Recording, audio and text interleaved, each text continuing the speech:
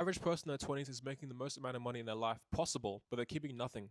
And controversially, this is not an income problem, this is a spending problem. Of bad financial habits that keep them stuck in debt and being broke, and that compounds for the rest of their life.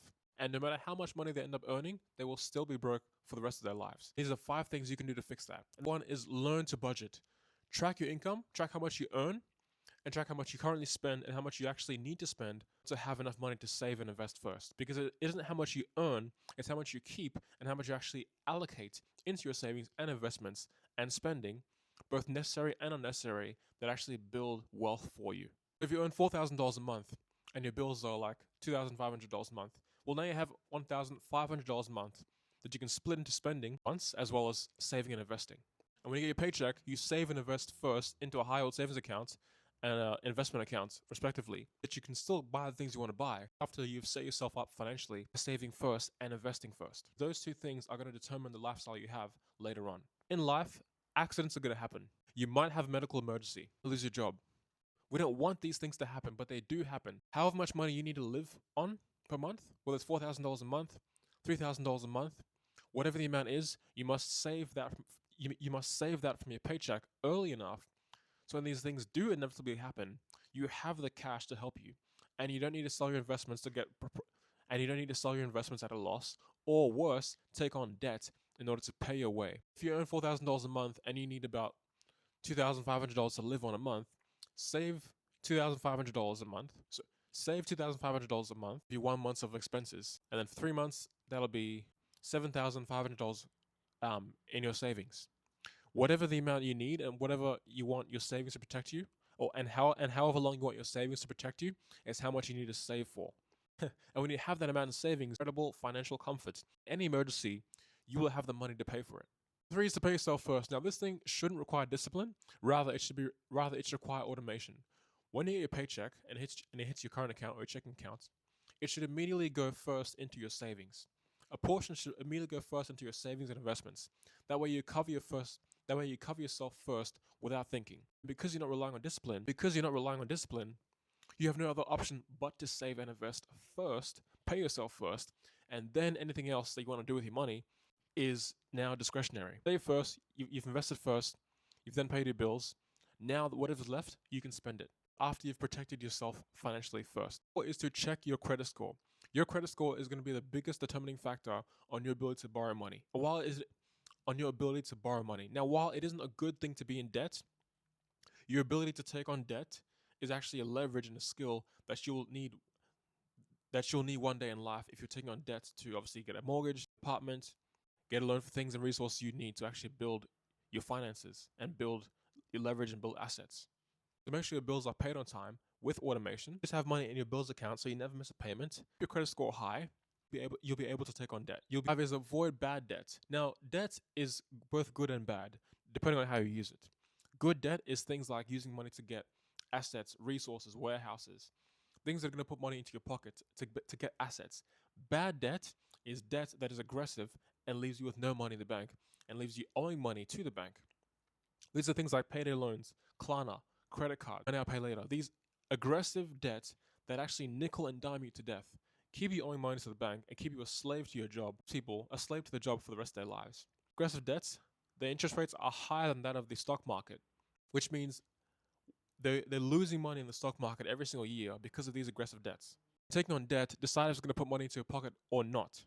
When taking on debt, decide if it's going to put money into your pocket, if it's going to take money, or if it's going to take money out of your pocket. Number 6 is to start investing early. When you're young, you have the biggest, most important factor of investing, which is time. When you start investing young, you don't need to invest as much money into the stock market because time is doing most of the work. The $200 you're putting at the age of 20 years old, 5 and 30, that's going to compound over time. And the $1,000 you're putting aside a month in your 20s is going to compound into millions of dollars in 30, 40, 50 years just by keeping it in your investments. And your money will always work harder for you when you put it to invest than you could ever work for it. Older, it becomes harder because you don't have as much time, which means you need to offset that by putting even more money.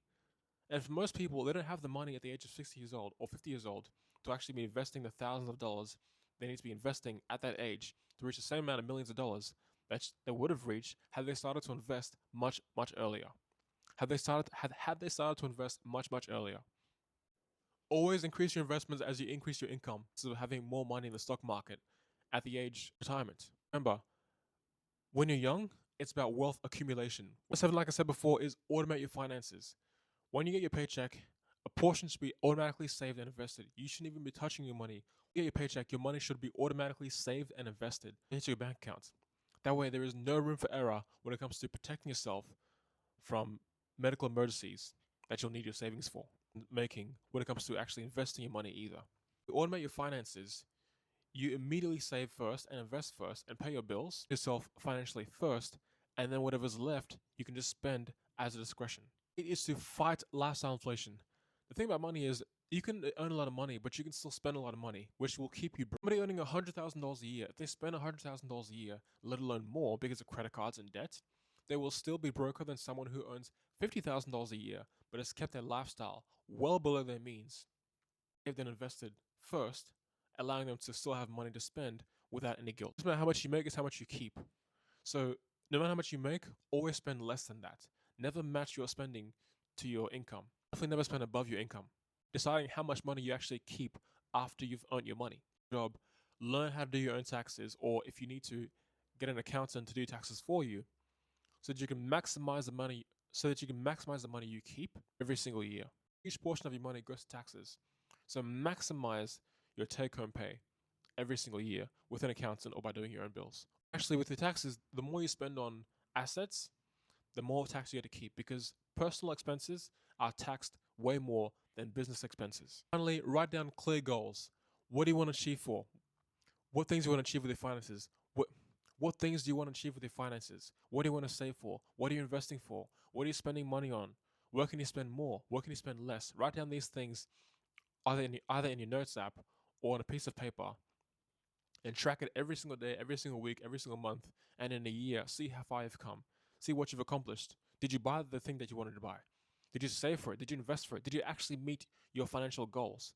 What is your freedom number? What is your freedom number? How much money do you need in investments, in your pension, in your savings, in your earnings? What numbers do you need to hit in order to accomplish your goals? These things are important because these things are to accomplish what you need to accomplish financially. Guys, these are the 9 things you must do by the age of 25, and where most people fall off because they never actually look at any of these things. But you won't, because by the age of 25, you would have done all these things, and you will not be broke for the rest of your life. Comment down below what your goals are, which point stuck with you the most, and what you want to do in 2026 and 2027. That's next time.